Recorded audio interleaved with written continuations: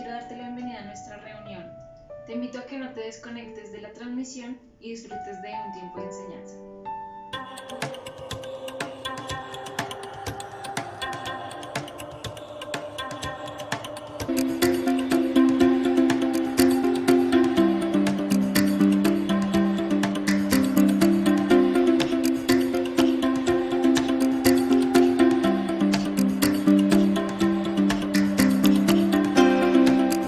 Espero hoy transmitir lo que creo que el Espíritu Santo puso en mi corazón para ustedes. Para algunos seré conocida, para otros no. Entonces igual lo importante es el mensaje, no el mensajero. Igual me presento, mi nombre es Karina y le pido al Espíritu Santo que toque tu mente y tu corazón y este tiempo en una total disposición, abierto a lo que el Espíritu de Dios quiera hoy hablar a nuestras vidas. Estaba pensando en algo que toda la humanidad ha venido marcada y es por medio de los monumentos. Esta palabra monumentos hace referencia a los recuerdos, a conmemorar un evento, una situación. Los emperadores, los gobernadores, los reyes, todos tenían como un delirio de ser recordados, de no ser olvidados. ¿Y recordados en qué? En sus victorias, en sus batallas, en lo grande y en lo majestuosos que eran. Y dentro de tantos monumentos que hay en este mundo, hay uno en particular que me llamó la atención y que es una evidencia arqueológica de los relatos de la Biblia. Ese monumento es el prisma de Sennacherib. Ese monumento realmente es una inscripción sobre una piedra, o sobre eso realmente está hecho en barro cocido, con letras o en el idioma acadio. Si alguno está interesado, este monumento lo consiguen en el museo, realmente se llama así, Instituto Oriental de Chicago, en el Museo de la Universidad de Chicago, una universidad encargada de toda la parte arqueológica, histórica del Antiguo Oriente. Y en este monumento en específico, el rey Sennacherib relata una de sus grandes victorias y cómo tiene subyugado a un rey de Judá, al rey Ezequías. Y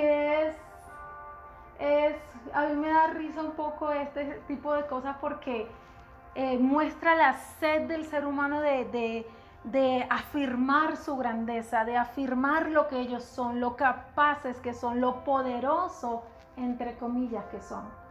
Y entre su soberbia, este rey de Sennacherib escribe que él tiene al rey Ezequías atrapado como a un pájaro metido en una jaula, atrapado en Jerusalén, sitiado.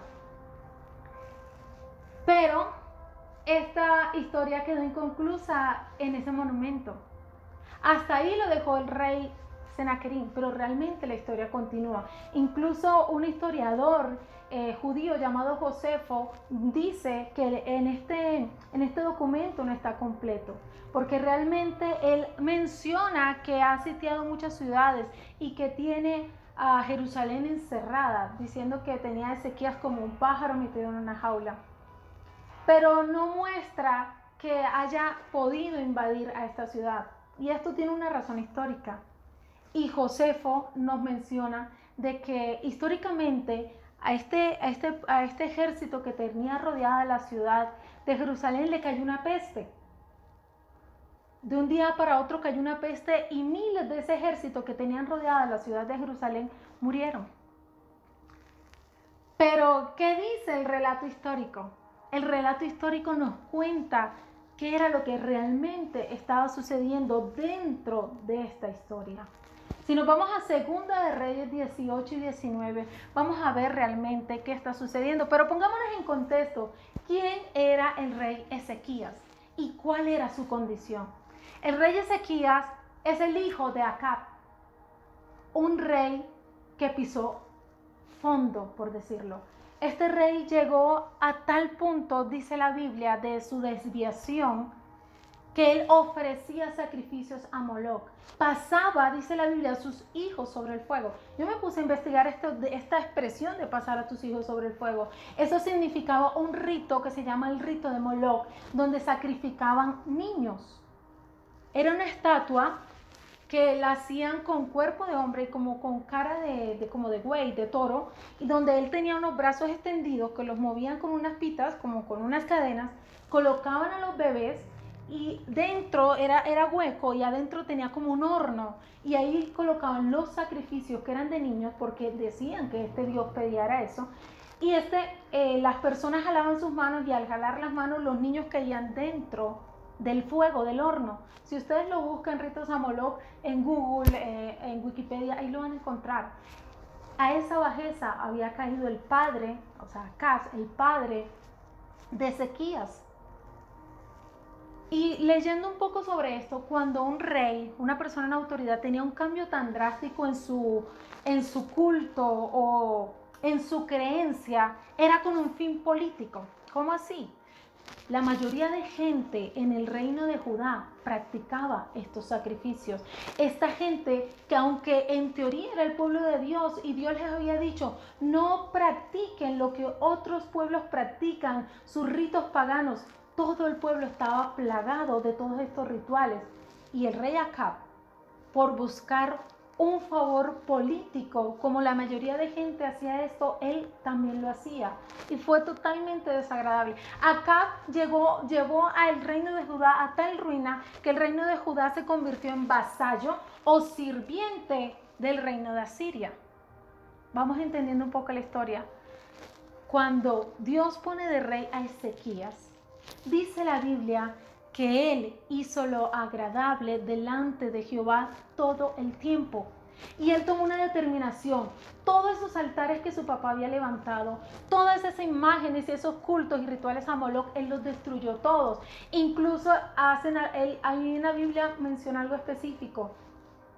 Y es que incluso tenían un altar de adoración a la serpiente de bronce que había levantado Moisés, lo que saben la historia, que cuando cayó una plaga, el mismo Jehová, Dios, le dice a Moisés, levanta una serpiente de bronce y todo el que mirare la serpiente será sanado, símbolo de la muerte de Cristo, que Cristo se iba a hacer pecado, esa serpiente, Cristo iba a hacerse pecado para limpiarnos a nosotros de nuestros pecados. Siendo él sin pecado, se hizo pecado o se hizo maldición para hacer nosotros bendición. Pero ¿qué pasaba con el pueblo de Israel en ese momento? El pueblo de Israel había convertido esa cosa de bronce en rito y adoración, no adorando a Dios. Incluso dice la Biblia que Ezequías cogió esas imágenes y las rompió todas. Acá hay algo que quiero que vean y que quiero que noten. Tanto Acab como Ezequías pasaron momentos difíciles. Uno lo pasó por querer agradar a los hombres, por querer buscar el favor del pueblo. ¿Y qué trajo eso? Ruina y destrucción y esclavitud, porque él le tocó convertirse en sirviente del rey de Asiria. Hay otra situación que es Ezequías, que decidió hacer lo correcto, hacer lo agradable. Y también pasó momentos de dolor, sí, porque estábamos leyendo lo de este prisma o este monumento del rey de Asiria, donde dice que lo tiene sitiado o lo tiene enjaulado como a un pájaro. El punto acá es que yo les quería transmitir es que en situaciones de la vida nosotros vamos a decidir sufrir, agradando a los hombres o agradando a Dios. Y te tengo una noticia, que cuando decidimos sufrir de alguna forma por hacer la voluntad de Dios y agradar a Dios, seremos librados. ¿Por qué? Volvamos a la historia de Ezequías. ¿Se acuerdan que el rey Senaquerim de Asiria se ufamaba de decir que él tenía preso a Ezequías y dominado? Pero si vamos a leer ahí lo pueden mirar en el registro bíblico, en 2 de Reyes 18, a partir del 19 al 20, dice que cuando Ezequías se vio sitiada su ciudad, él se tiró de rodilla, fue a la casa de Dios y se tiró de rodilla a orar a Dios. Y dice incluso que mandó a decirle a los sacerdotes y a los profetas que por favor hicieran oración delante de Dios, porque el rey de Asiria lo venía a atacar, venía a destruir su ciudad. ¿Por qué? ¿Se acuerdan que su padre había sometido a Judá a esclavitud, a servicio? ¿Y qué dijo Ezequías cuando empezó a reinar?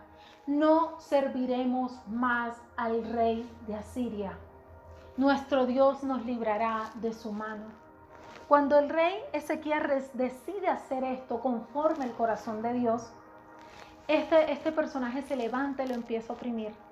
Y este rey toma una actitud correcta, Ezequías, porque Ezequías no empieza: Dios, por la culpa de mi padre, por todo lo que él ha hecho, por sus errores, por sacrificar a estos dioses ajenos que no son los nuestros, por alejarse de ti. No, él no cayó en queja.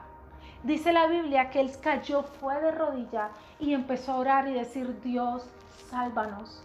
Dios, mira lo que este rey de Asiria está diciendo, que tú no eres Dios y que tú no vas a poder librarnos de su mano. Dios, demuéstrale que tú eres el Dios sobre todo.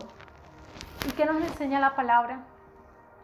Que vino respuesta de Dios a través del profeta y le dijo: no temas, que esta noche el Dios enviará un espíritu incluso de confusión sobre ellos. Para cortarles la historia, la Biblia dice que esa noche el espíritu de Dios salió sobre el ejército que los tenía rodeado y más de 1000 personas cayeron como muertos de ese ejército. Cuando se levantaron, al día siguiente solo había muerte. ¿Y qué les tocó al ejército del rey Senaquerí?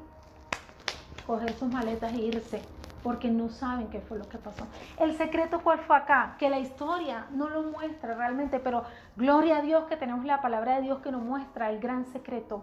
Y fue que Zacarías fue a la presencia de Dios, oró, invocó el nombre de Dios y fue librado. Hay cosas en la vida que no nos parecen justas. Hay cosas en la vida que parece que como que Dios, esto no es justo. Recuerdo una historia, una parábola de Jesucristo. Los que la quieran buscar, eso está en Mateo 20, del 1 al 16. Se llama la parábola de los obreros de la viña, donde estos obreros, digamos como el jefe o el dueño de la viña los contrató. Primero contrató a unos y les dijo: te vamos a pagar un denario. Listo, está bien, por todo un día de trabajo. Y así fue contratando gente hasta que contrató algunos que solo trabajaron 1 hora y todos los que trabajaron el día entero recibieron el mismo pago. Y el Señor dice, empieza a pagarles desde los postreros hasta los primeros. Entonces los postreros que habían trabajado solo 1 hora, se les dio el pago de un denario. Y todos empezaron a mirar: wow, o sea, si a esto les pagó un denario, ¿cuánto nos irá a pagar a nosotros?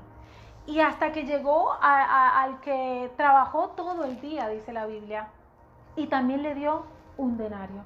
Y empezaron a murmurar y a enojarse con el dueño de la viña. Y el dueño de la viña le dice: ¿por qué te enojas si yo tuve un trato contigo? Fue de pagarte un denario.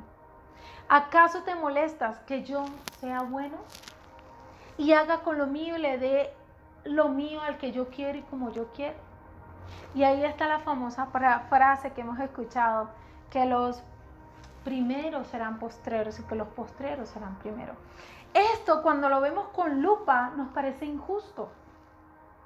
Nos parece que no hay justicia, pero eso se llama la gracia de Dios. La gracia significa favor no merecido. De hecho, acá yo lo busqué: significado de la gracia: benevolencia, favor o beneficio que se recibe sin ningún tipo de merecimiento. Por eso digo, gracia es favor inmerecido. Cuando Jesús estaba hablando de esta parábola, estaba hablando de la gracia. Aquel que entregó su vida, toda su vida al Señor, y recibe su vida eterna, su galardón. Igualmente aquel que recibió a Cristo antes de su último suspiro recibe el mismo galardón de la vida eterna. Eso es gracia. ¿Y yo por qué hago mención de esto? Porque hay situaciones en la vida que nos van a hacer sentir en una jaula, como estaba en esa situación Ezequías. Y estas jaulas A veces nos meten otras personas, nos meten las circunstancias como le pasaba a Ezequías, que fue metido por los errores de su padre, que fue metido en esa jaula por una persona que lo quería dominar y esclavizar. Y este hombre, ¿qué hizo? Fue buscar la presencia de Dios, ¿cierto? A veces hay circunstancias en nuestra vida que nos meten en jaulas y en prisiones, porque otros nos hacen daño, porque nuestras personas que deberían protegernos y cuidarnos, quizás nuestros padres, nos hicieron daño. Y estamos metidos y sentimos emocionalmente que estamos en una jaula y que estamos encerrados y oprimidos. Yo te tengo un gran secreto, y más allá de la oración, porque vemos que Ezequías se humilló y recibió una victoria, pero yo te tengo un secreto mayor que nos revela el apóstol Juan. Esa cita sí la quiero leer.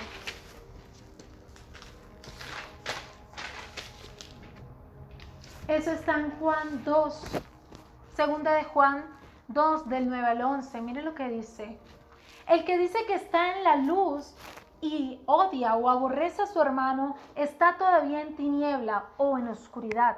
El que ama a su hermano permanece en la luz y en él no hay tropiezo. A veces queremos tener vidas de oración ferviente y está bien, la oración tiene poder, cambia circunstancias. Pero hay situaciones que nos pueden causar tropiezo y el apóstol acá lo estaba mostrando. Y dice, pero el que aborrece a su hermano está en tinieblas y anda en la oscuridad. Hay otra versión que dice, vive y anda en la oscuridad. El que aborrece, el que odia a su hermano. Entonces, esto de que anda y vive en la oscuridad se parece a una jaula, ¿cierto? Y hay una revelación mayor. Y es que Dios nos llama, sí, a que tengamos una vida de oración. Sí, a que en los momentos de dificultades entremos a su presencia.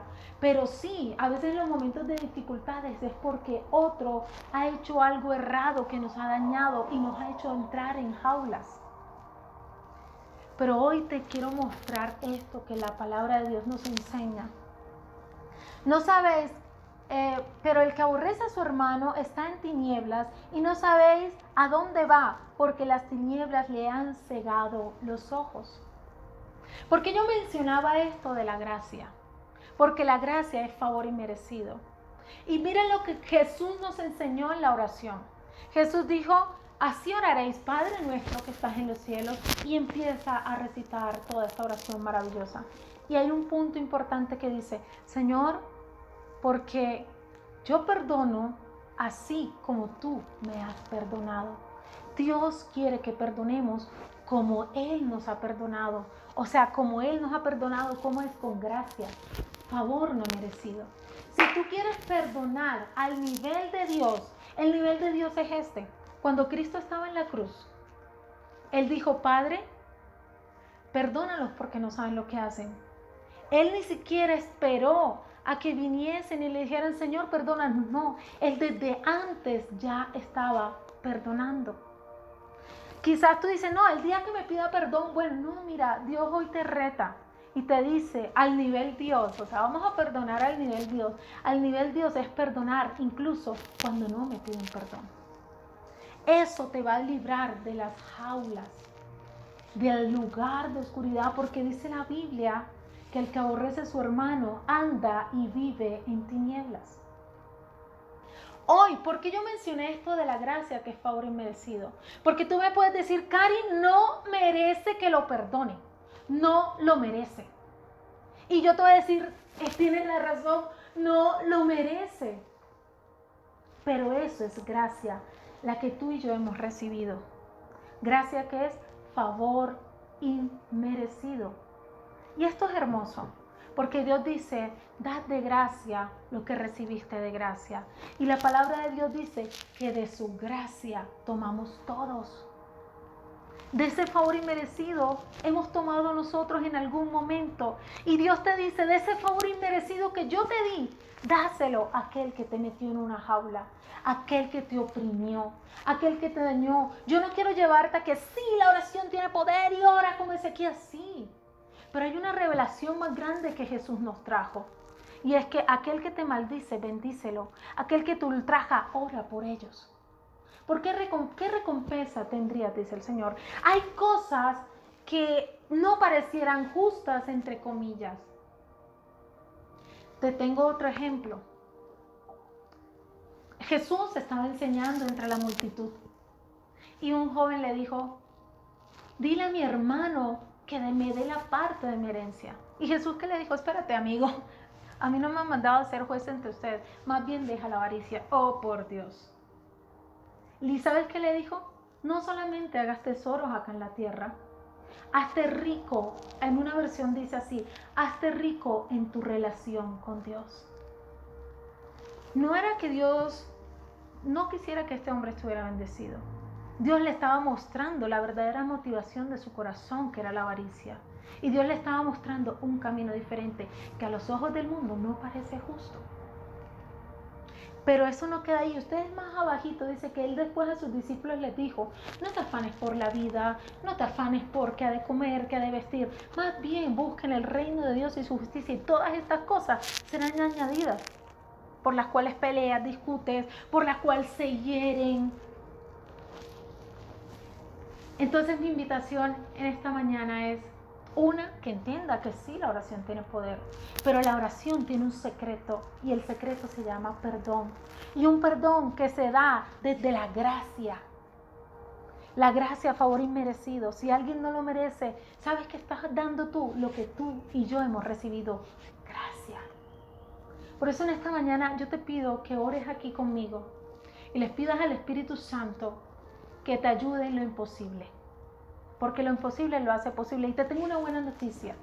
La palabra de Dios dice que ya su amor ha sido derramado en nuestros corazones y podemos perdonar lo imperdonable. Otra, si tú te has metido en jaulas por tus propias malas decisiones, estás en una jaula de deudas y estás que no puedes y te estás ahogando, yo te digo, tranquilo, no te culpes más. Acepta esa gracia de Dios, acepta ese favor inmerecido y seguramente vas a ser librado, así como Ezequías fue librado. Ese es uno de los grandes secretos de la vida espiritual. Entonces, yo te invito a que estés ahí, cierra tus ojos. Yo le pido al Espíritu Santo de Dios que traiga revelación a tu corazón y que las cosas que te han tenido por años como en una jaula, hoy seas libre a través de la gracia de Dios, a través del perdón, donde tú recibas perdón, pero donde también des perdón. Te invito a que des de la gracia, perdona lo que no has podido perdonar y te aseguro que serás totalmente libre. Espíritu Santo de Dios empieza a envolver con una unción de amor, de restauración y de reconciliación, Señor. Y seguramente de todas estas opresiones que estamos viviendo, a través de este secreto espiritual de gracia y perdón, seremos libres como lo fue libre Ezequías para la gloria de tu nombre. Espíritu de Dios, yo te pido que traigas revelación y que traigas sanidad a las mentes y a los corazones y que tu propósito sea en cada uno de ellos, primeramente tú, y todo lo demás será añadido. Te damos gracias, Señor. Te damos gracias porque eres fiel, porque eres bueno y para siempre es tu amor y tu misericordia. Sana y restaura, Dios, los corazones, y el que se sentía en oscuridad y en tinieblas, hoy sienta que sale a la luz de Cristo a través del perdón y de la gracia. En el nombre de Jesús. Amén.